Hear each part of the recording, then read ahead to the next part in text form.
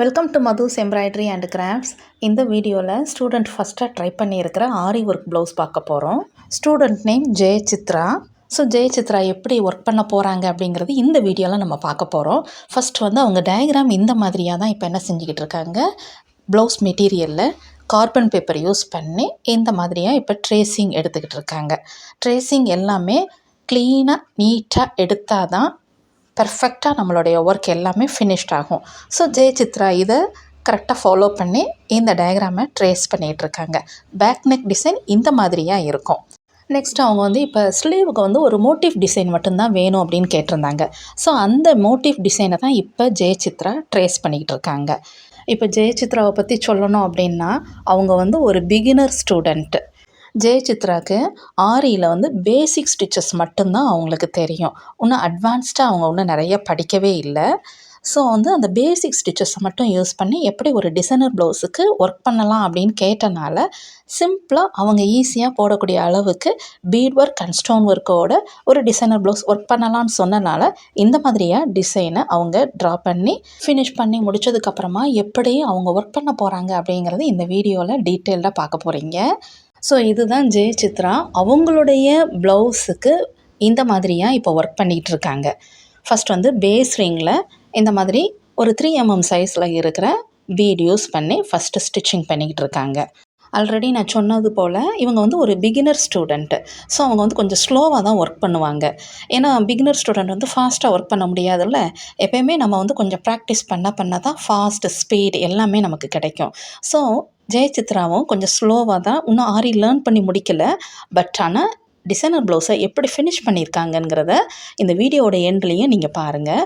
So அவங்க இந்த மாதிரியாக தான் பேஸ் ரிங்கில் இந்த பீட் வச்சு ஸ்டிச் பண்ணி ஃபினிஷ் பண்ணுறாங்க. அண்ட் ஜெயசித்ரா கிளாஸில் என்ன பண்ணுவாங்க அப்படின்னா ஒவ்வொரு ஸ்டிச்சாக நான் சொல்லிக் கொடுக்கும்போது அது நீட்டாக இருக்கா, நல்லா கரெக்டாக போடுறேனா அப்படிங்கிறது அப்பப்போ என்கிட்ட என்ன செஞ்சுக்கிடுவாங்க, கரெக்ட் பண்ணிக்கிடுவாங்க அவங்கள. ஸோ அது எனக்கு ஜெயசித்ராட்ட ரொம்ப பிடிச்சிருந்தது. சும்மா ஏனோ தானோன்னு படிக்காமல் ஜஸ்ட்டு டைம் பாஸுக்கு தானே நம்ம படிக்கணும் அப்படின்னு இல்லாமல் கரெக்டாக படித்தாங்க. ஸோ இப்போ பாருங்கள் ஜெயசித்ரா இப்போ அந்த பேஸ் ரிங் ஸ்டிச் பண்ணி முடித்ததுக்கப்புறமா 2 சைட்ஸும் sugar feed continuous sugar feed கொடுத்து இந்த மாதிரியாக ஃபினிஷ் பண்ணி முடிச்சுக்கிறாங்க. இது ஃபினிஷ் பண்ணி முடித்ததுக்கப்புறமா தான் ஸ்டோன் ஒர்க்கோடு அவங்க நெக்ஸ்ட் ஒர்க் பண்ண போகிறாங்க. அதுக்கு அவங்க சாரீ கலர் ஒரு டபுள் ஷேட் கலர்ஸில் இருந்தது. ஒரு மெஜந்தா அண்ட் இந்த மாதிரி க்ரீன் கலர்லேயும் இருக்குது.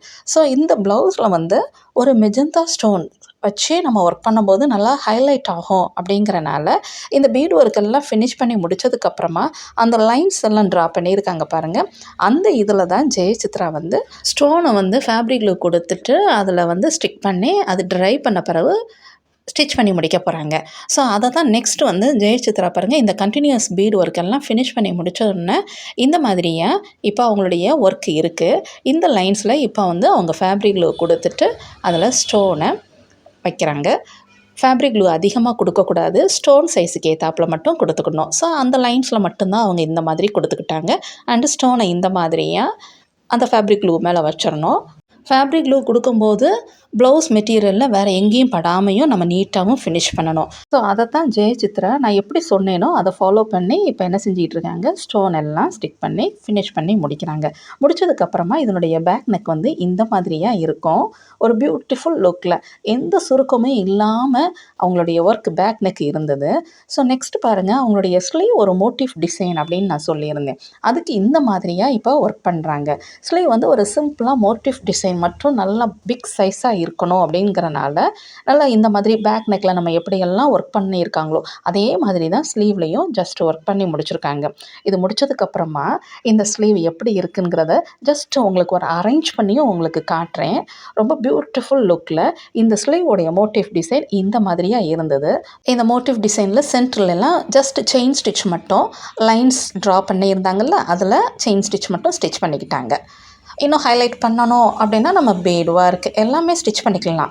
ஓகே, இப்போ ஜெயசித்ராவுடைய பேக் நெக் அண்ட் ஸ்லீவையும் சேர்த்து உங்களுக்கு காட்டுறேன். இந்த மாதிரி ஃபினிஷிங்கில் நீட்டாக இருந்தது. Very neat Jayachitra and your work is also very beautiful.